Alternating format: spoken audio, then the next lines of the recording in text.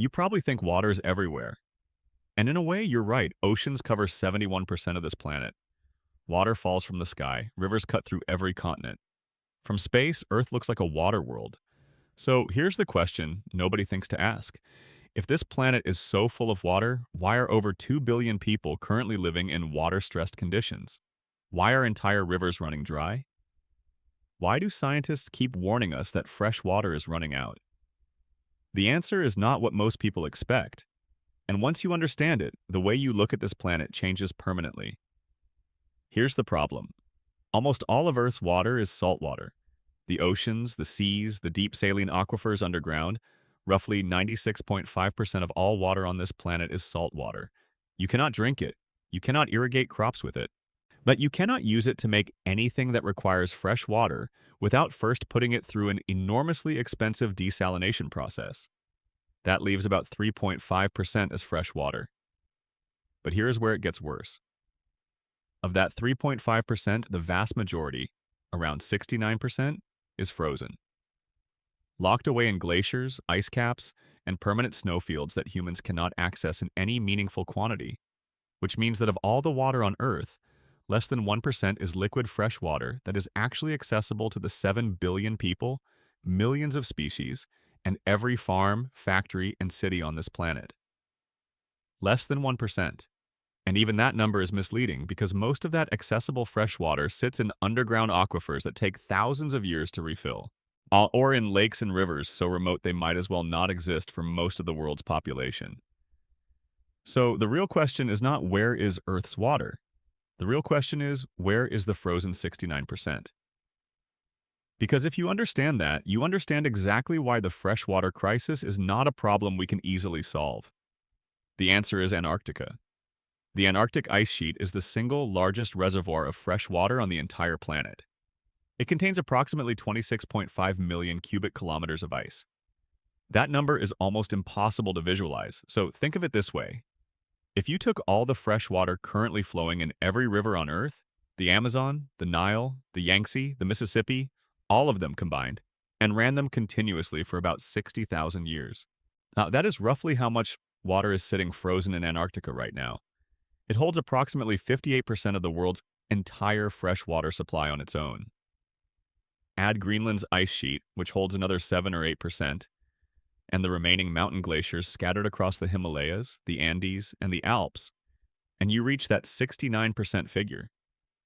Frozen. Locked away. Essentially untouchable. And here is the part that should stop you cold.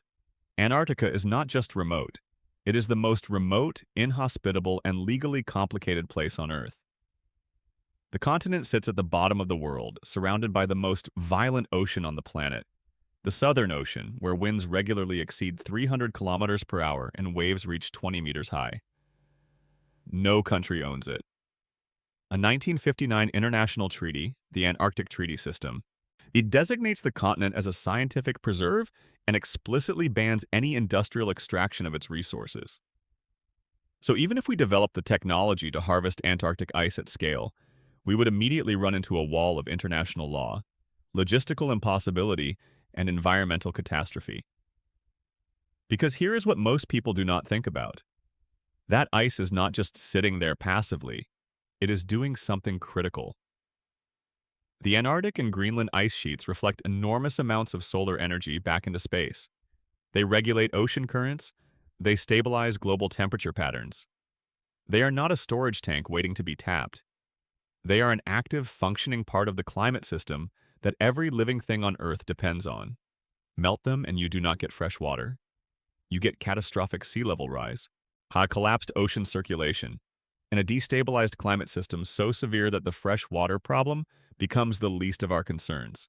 So, we are left with a planet where the overwhelming majority of fresh water is either salty, frozen, or so deep underground it might as well be on another world.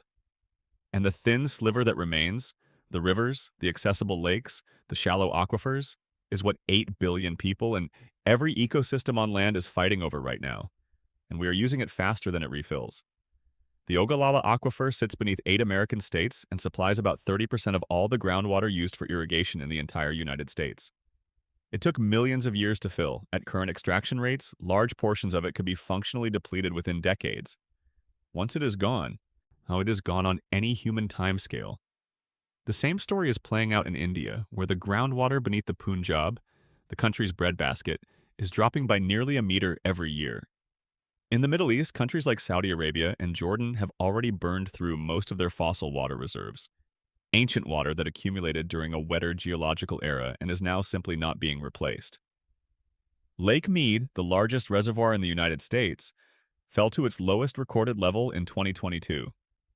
The Aral Sea, once the fourth largest lake in the world, has lost over 90% of its volume in the past 60 years and is now essentially a desert.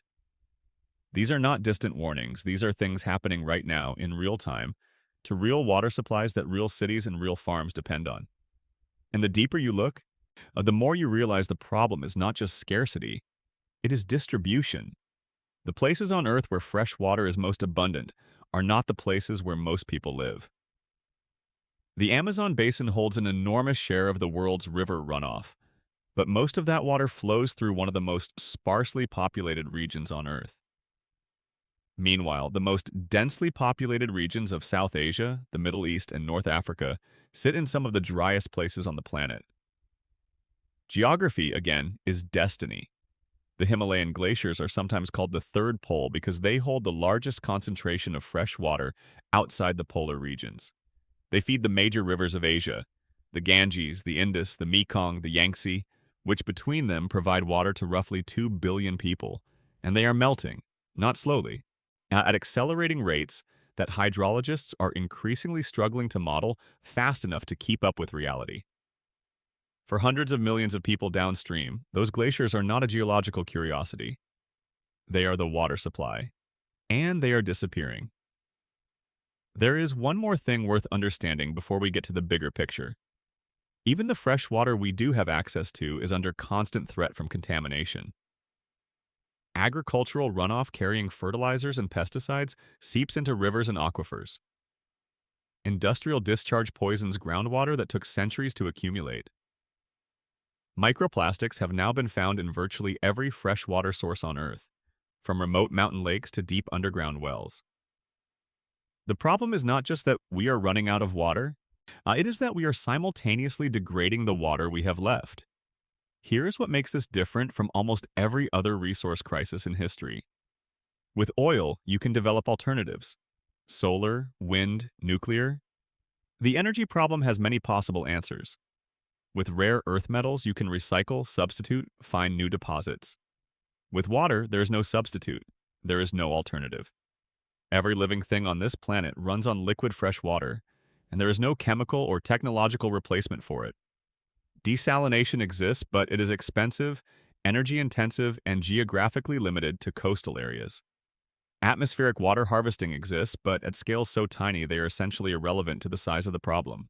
The only real solution is the one we already know and almost universally fail to implement. Use less, waste less, protect what remains, rebuild the infrastructure that leaks billions of liters every single day, and stop treating water as if it is infinite when the math of this planet has always told us, clearly and without ambiguity, that it is not.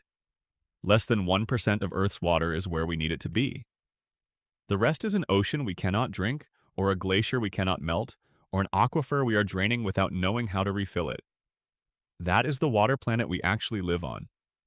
If this changed the way you think about water, hit the like button and subscribe. And tell me in the comments, did you know that 69% of fresh water is frozen? Because most people have no idea. And it explains almost everything about where the world is actually headed.